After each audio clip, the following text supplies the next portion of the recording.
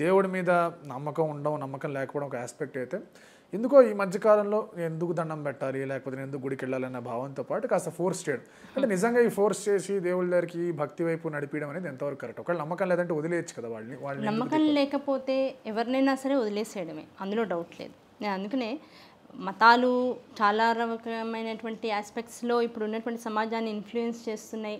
పరమతాలు హిందూ ధర్మాన్ని చాలా పాడు చేస్తున్నాయి. ఇవన్నీ వస్తున్నా కూడా నేను మౌనంగానే ఉంటాను. ఎందుకంటే మారాలి, నాకు ఇందులో నమ్మకం లేదు అనుకున్న వాడిని ఎంతకని పట్టుకుని కూర్చోవడానికి అవకాశం లేదు. ఎందుకంటే అది ఎవడు ఎలా బాగుపడాలని వాడికి రాసి పెట్టుంటే వాడు అలా బాగుపడతాడు. అంతే కదండి. దాన్ని మనం పట్టుకుని ఇచ్చేయాల్సిన అవసరం లేదు. ఉన్నవాడు ధర్మాన్ని సమగ్రంగా పాటిస్తున్నాడా లేదా? ఏ ధర్మాన్ని అయితే నువ్వు నమ్ముతున్నావో, నువ్వు ఏ మతంలో అన్నా ఉండు, మతం అనేటువంటిది మనిషి ఏర్పరచుకున్నటువంటి విధానం. ఆ మతానికి మించి ఒక ధర్మం ఉంది, ఆ ధర్మం పైన ఒక శక్తి ఉంది. ఆ శక్తిని పట్టుకోవడం కోసం ఒక విధానాన్ని ఏర్పాటు చేసుకున్నాను. ఇప్పుడు మా ఇంట్లో నేను నా భార్యాభర్తలంగా నేను, మా ఆయన, మా పిల్లలు, మా అత్తగారు, మామగారు, మేము కుటుంబ సభ్యులుగా మేము ఎలా ఉండాలి అనేది మా ఇంట్లో ఒక రూల్ ఉంటుంది. ఆ రూల్లో నా పిల్లలు, నేను, మా ఇంటికి ఎవరైనా వస్తే ఉన్నంతలో మా పెద్దవాళ్ళకి గౌరవిస్తూ నాకు ఇచ్చినట్లుగా వాళ్ళు ఉండాల్సిందే. అలా కాకుండా నేను ఇంకోళ్ళ ఇంటికి వెళ్ళాను, వాళ్ళ ఇంట్లో నాకు నచ్చినట్లుగా ఉండమంటే ఎలా కుదురుతుంది? కనుక మతం అనేటువంటిది ఎవరికి వాడు క్రియేట్ చేసుకుంది. ఆ క్రియేట్ చేసుకుంది ఏమవుతుంది, కొంతవరకు వాడు ఒక సవ్యమైనటువంటి దారిలో నడవడానికి మాత్రమే ఉపయోగపడుతుంది. అదే ఫైనల్ మాత్రం కాదు. డెస్టినేషన్ మాత్రం మతం కాదు. మతాన్ని మించినటువంటి శక్తి ఏదైతే ఉంటుందో అదే డెస్టినేషన్ పాయింట్. మనం ఏం చేస్తున్నాం అంటే అసలైన దాన్ని వదిలేసి అనవసరమైన వాటిని పట్టుకుని వెళ్ళాడుతూ ఉన్నాం. కనుక ఎవడు దేనిలో ఎంత మాత్రమున ఎవరు దాన్ని ఎలా పట్టుకుంటారనే విధానాన్ని బట్టి పరమాత్మ అనేవాడు వాడిని అంత కృతార్థుని చేస్తూ ఉంటాడు. అంతే తప్ప నువ్వు ఇలా పట్టుకోవాల్సిందే అనే ఒక రూల్ ఎందుకు పెట్టాము అంటే, ఉన్నటువంటి ధర్మాన్ని వదిలేసి చిన్న చిన్న వ్యామోహాల కోసం పరమతం వైపుకో పరధర్మం వైపుకో అట్రాక్ట్ అయ్యే వాళ్ళని మాత్రం కాస్త ఆపాలి అనేటువంటి ఒక ఆలోచన ఈ రోజుల్లో వచ్చింది. కనుక అన్యమతాలు కేవలం ఒక డబ్బు ఆశ వలనో, లేకపోతే ఇస్తే ఉద్యోగాల ఆశ వలనో ఇలా వెళ్ళిపోవడం అనేటువంటిది కరెక్ట్ కాదు. కనుక దాన్ని ఆపడం అనేటువంటిది జరుగుతుంది.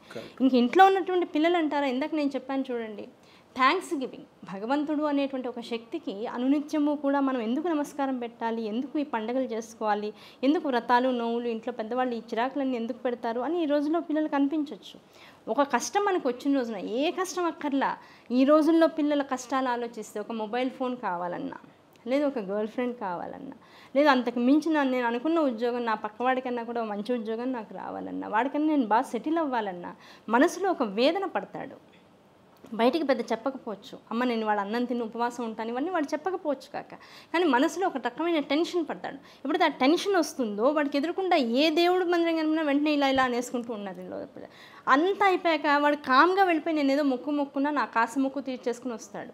అదొక చెప్పకూడని విషయంగా, అదొక ఏమాత్రం నలుగురితో పంచుకోకూడని విషయంగా కామ్గా ఉండిపోతున్నాడు. ఎందుకంటే వాడికి ఆ నమ్మకం ఉంది అంటే నలుగురు నవ్వుతారేమో అనే భయం వచ్చేటువంటి రోజులు ఉన్నాయి. అవునా కదా? కనుక అటువంటి వ్యవస్థలోంచి మన పిల్లల్ని మనం బయటికి తీసుకొచ్చి, ఒరే ఇదంతా కూడా నీలో ఉండేటువంటి ఒక శక్తిని బయటికి తీసుకురాగలిగింది ఆ టెన్షన్. ఆ టెన్షనే భగవంతుడు అంతే. ఆ టెన్షన్ లేకపోతే, ఆ నీలో ఆ కంగారు రాకపోతే నువ్వు దానికోసం శ్రమ పడవు కదా.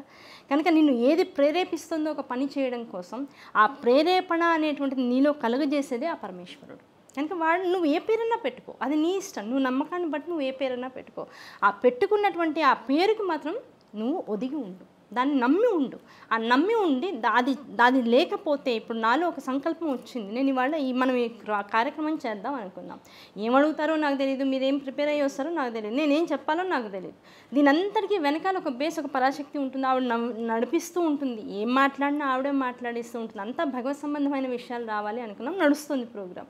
కనుక దీని వెనకాల ఉండేటువంటి ఆ చిరు ఆలోచన అనేటువంటిది భగవతి పాదాల దగ్గర మనం పెట్టినట్లయితే సర్వదా ఎప్పుడు కూడా మన జీవితం మనం ప్లాన్ చేసుకున్న దానికన్నా కూడా అవతల వాళ్ళు ప్లాన్ చేసిన దాని మీద మనం ఎక్కువ ఎంజాయ్ చేస్తాం. ఎప్పుడు చూస్తూ ఉండండి, మనం ప్లాన్ చేస్తే ఏమవుతుంది, అదో నేను అందుకే చేయనండి అంటూ ఉంటాం. అవర్ ప్లాన్స్, మన సంకల్పాలన్నీ ఎప్పుడు కూడా ఇక్కడిక్కడే చిన్న చిన్న సంతోషాలకు కారకాలు అవుతాయి. ఒక్కోసారి ఆ సంకల్పాలు వికల్పాలు అయిపోయి మనం బాధ పెట్టే స్థితి కూడా వస్తుంది. అదే మనం ఏ ప్లాన్ని చేసుకోకుండా ఏదైనా ఎంజాయ్ చేయడానికి వెళ్ళామనుకోండి, మనం అనుకున్న దానికన్నా కూడా రెట్టింపు ఆనందాన్ని పొందే అవకాశం కూడా ఉంటుంది. అలాగే ఈ భగవంతుడు అనేటువంటి కాన్సెప్ట్ దగ్గరికి వస్తే, ఇందాక చెప్పుకున్న టాపిక్ ఇంకో రకంగా చెప్పుకుంటే, ఇప్పుడు చూడండి మన పక్కింటి వాళ్ళు ఉన్నారు, మనం వాళ్ళు అనుకోకుండా బయటకు వెళ్ళాల్సి వస్తుంది. ఒక 10-15 మినిట్స్ బయటకు వెళ్ళాలి. ఇంట్లో మా అత్తగారు పెద్ద ఆవిడ ఉన్నారు, ఒక 80 ఏళ్ళు 90 ఏళ్ళు వచ్చిన ఆవిడ ఉన్నారు. ఏమంటే ఒక 10 మినిట్స్ నేను బయటకు వెళ్ళి వస్తాను. ఒక 10-15 మినిట్స్ మా అత్తగారు పడుకుని ఉన్నారండి, ఆవిడని చూస్తూ ఉండండి. ఆవిడైనా దగ్గితే పక్కన ట్యాబ్లెట్లు పెడతాను, ఆవిడకి ఇవ్వండి. నేను వచ్చేస్తాను, నేను మొబైల్లో మీతో టచ్లో ఉంటాను, ఇన్ని చెప్తాం, అన్నీ ఆవిడకి రెడీ చేసి మనమే పెట్టుకుంటాం. లాక్ అయ్యండి, మా అత్తగారిని మధ్య మధ్యలో చూస్తూ ఉండండి అని చెప్పి వెళ్ళిపోయాం. నిజంగా 10-15 మినిట్స్ అనుకున్న పని అరగంట పట్టింది. ఇంటికి వచ్చాం, ఆవిడ అలాగే పడుకుని ఉంది. మహా అయితే ఏం చేస్తాం, మన డోర్ తెరిచి అవతల వాళ్ళని సేఫ్గా చూడడం కోసం అవకాశం ఇచ్చాం. వచ్చాక ఒక 10 సార్లు థ్యాంక్స్ చెప్తాం. చాలా థ్యాంక్స్ అండి, మీరు లేకపోతే అసలు నాకు వాళ్ళ ఈ పని అవ్వేది కాదు అని చెప్తూ ఉంటాం. ఆవిడ చేసింది ఏమిటి, కేవలం ఆవిడ మీద నమ్మకం పెట్టుకుని ఏదన్నా అయితే ఆవిడ మనల్ని చూస్తుంది, నాకు ఫోన్ చేస్తుంది అనే నమ్మకంతో బయటకు వెళ్ళిపోయా. ఆ తర్వాత ఆ థ్యాంక్స్ చెప్పడంతో వదిలేసానా, మళ్ళీ తర్వాత ఇంట్లో ఏదైనా గవ్వుకుని ఒక స్నాక్ చేస్తే అది తీసుకెళ్ళి ఆవిడకి ఇచ్చి మళ్ళీ ఆవిడకి ఏదైనా సహాయం కావాలంటే నేను మళ్ళీ అదే స్థాయిలో వాళ్ళకి చేసేటువంటి అవకాశం ఉంటుంది. అంటే ఒక మనిషి ఒక 15-20 నిమిషాల పాటు మనకి సహాయం చేస్తేనే ఆవిడతో అంత డీప్గా క్లోజ్గా మూవ్ అయ్యేటువంటి అవకాశం మనం పెట్టుకుని ఆవిడకి అన్నిసార్లు థ్యాంక్స్ చెప్పి మనం చేసుకునే ప్రతి పదార్థం కూడా ఆవిడకి ఇస్తే కాస్త ఆవిడ సంతోషిస్తుందో, 2 సార్లు ఆవిడ బాగుంది అందనుకోండి, మనం తిన్న పదార్థం, మనం ఇచ్చిన పదార్థం వెంటనే ఏం చేస్తాం, మన ఇంట్లో ఏం చేసుకున్నా ఓ భాగం వాళ్ళకి ఇస్తూ ఉంటాం. వాళ్ళ పిల్లలు ఇష్టంగా తింటారని ఇస్తూ ఉంటాం. అంటే ఒక మనిషి మనకి సహాయం చేస్తేనే ఒక జీవితాంతం స్నేహం వాళ్ళతో చేసేటంత దగ్గరతనం మనం పెట్టుకున్నప్పుడు ఇంత దేహం ఇది అసలు ఇందులో ఏమాత్రం మెకానికల్గా కాస్త తేడా వచ్చినా సరే ఇంక మళ్ళీ మనం అడ్డంగా పడుకోవడమే తప్ప నిలువుగా కూర్చొని మనం ఏ పని చేయడానికి అవకాశం లేదు. ఇంత వ్యవస్థ, తిన్న ప్రతి వస్తువు లోపలికి వెళ్ళి అరుగుతుందే, అరుగుతున్న ప్రతి వస్తువు నీకు సహాయం చేస్తుందే, ఇంత కళ్ళు నువ్వు ఎన్ని రకాల గోగుల్స్ పెట్టినా, ఎన్ని రకాల కలర్స్ నీకు ఇచ్చినా సరే అన్నిటినీ చూడగలుగుతుందే, రాత్రి పగలు లేకుండా ఇంత వ్యవస్థ నీలో నడిపేలా చేస్తుంది. మరి దీన్ని ఇచ్చిన వాడికి ఎందుకు మర్చిపోతున్నావు నువ్వు? భగవంతుడికి నమస్కారం చేయను అంటే అధికారం, ఆ నమస్కారం పెట్టే 2 చేతులు లేని వాళ్ళని చూడు ప్రపంచంలో. నీకు నిజంగా ఎందుకు నమస్కారం పెట్టవో నీకు అర్థం అవ్వాలి.